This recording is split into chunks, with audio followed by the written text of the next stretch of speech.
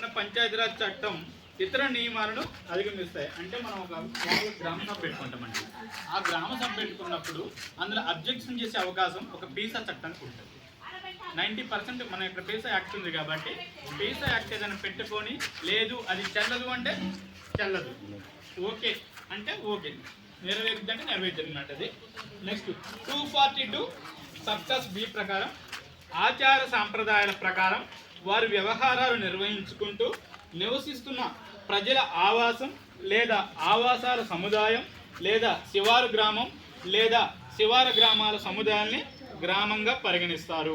అంటే పెసా యాక్ట్లో ఏముందంటే 242B ప్రకారం ఒక గ్రామం గిరిజనులకు సపరేట్ ఆచారాలు సాంప్రదాయాలు అంటే ఆ సాంప్రదాయ ఒక మార్మూల ఒక చిన్న గ్రామంగా ఉంటారు. మనం ఏమంటాం గుంపులు అంటాం. లేకపోతే కొంతమంది ఏం చేస్తారు దాన్ని ఒక ఊరి కింద పరిగణిస్తారు.